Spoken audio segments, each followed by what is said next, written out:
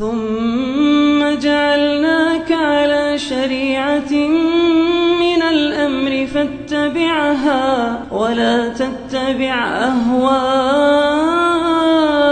الذين لا يعلمون.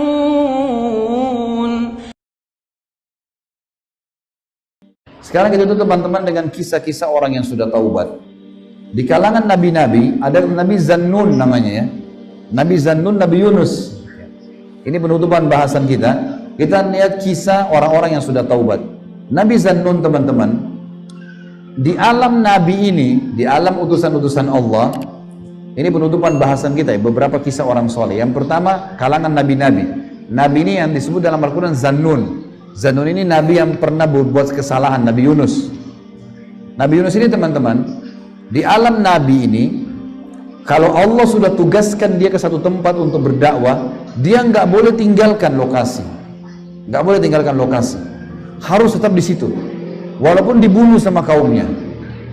Tugas Nabi, dia akan diberikan double pahala dari manusia biasa, dan kalau dia dibunuh dia mati syahid, nggak boleh tinggalin lokasi. Nabi Yunus ini rupanya ditugaskan oleh Allah ke sebuah wilayah namanya Nainawa.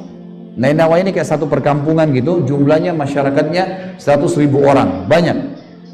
Nabi Yunus dari luar Nainawa. Di Nainawa ini orang sembah patung besar, patung singa. Mereka sembah patung itu. Datanglah Nabi Yunus AS, dakwai mereka, ingatkan, mereka nggak mau dengar. Bangkang, setiap hari bangkang. Nabi Yunus berdoa, ya Allah, kasih lokasi dakwah yang lain, jangan di sini. Ini orang-orangnya keras kepala semua. Allah belum turunin perintah. Kena lama nunggu wahyu, Nabi Yunus ambil inisiatif keluar, tinggalkan lokasi itu. Niatnya baik, mau dakwah tempat lain ya, tapi di alam Nabi nggak bisa ini. Harus di situ. Sampai Allah perintahin pindah atau enggak.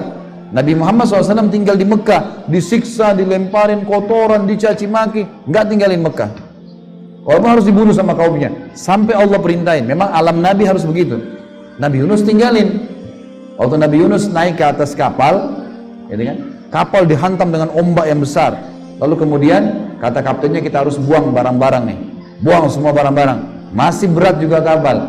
Akhirnya ambil inisiatif harus lempar penumpang. Ditaruhlah nama-nama orang penumpang semua. Di batu ditulis, ditaruh, diacak. Namanya siapa yang keluar, dia yang harus loncat ke lautan.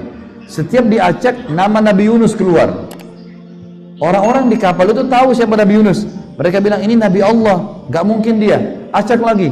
Namanya siapapun yang keluar di antara kami akan loncat. Diacak yang kedua, nama Nabi Yunus juga keluar. Sampai 10 kali tetap namanya Nabi Yunus. Maka Nabi Yunus mengatakan, mungkin ini hukuman dari Allah karena saya meninggalkan lokasi dakwah. Pelanggaran. Maka Nabi Yunus berdiri di pinggir kapal, begitu loncat ke lautan, ikan paus datang buka mulutnya telan. Selama 2 minggu di perut ikan. 2 minggu ini nggak makan, nggak minum. Ikan paus ini ikan yang besar. Perutnya ikan itu kotorannya di situ.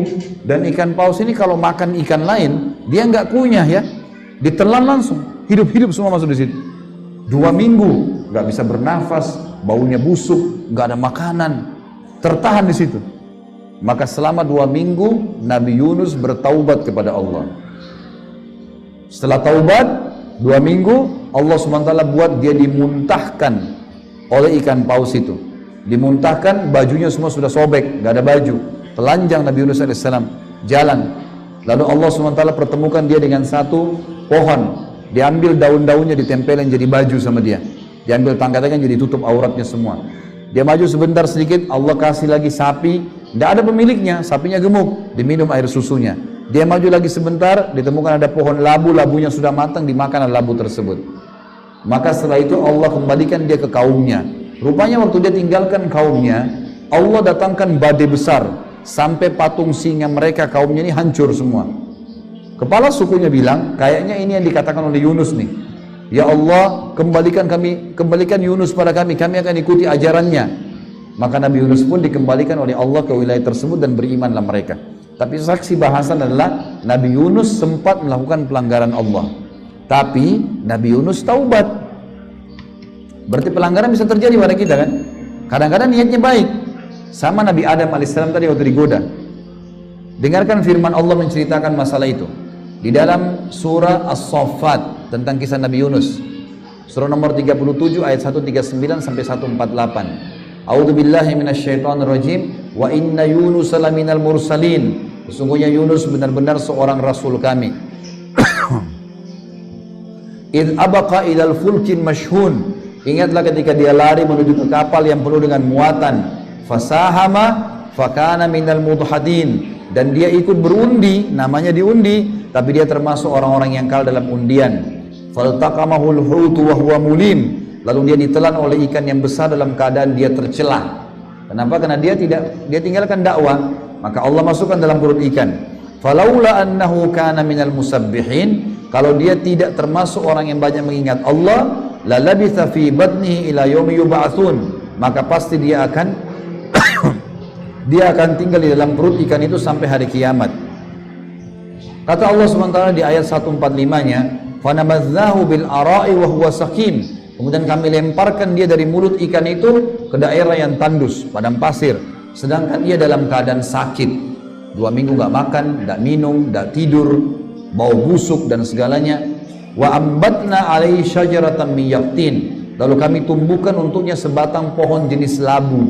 Labu yang matang dia makan. Makanya ulama tafsir bilang labu itu sangat bermanfaat buat stamina. Karena Allah bilang Nabi Yunus ini dalam kondisi 2 minggu nggak makan, labu yang Allah kasih untuk kembalikan staminanya. Wa arsalnahu ila mi'ati alfin aw yazidun. Dan kami utus dia kembali ke kaumnya yang jumlahnya 100.000 lebih. Fa amanu famatta'nahum ilahin. Maka mereka beriman dan kami tinggalkan mereka dalam waktu-waktu tertentu.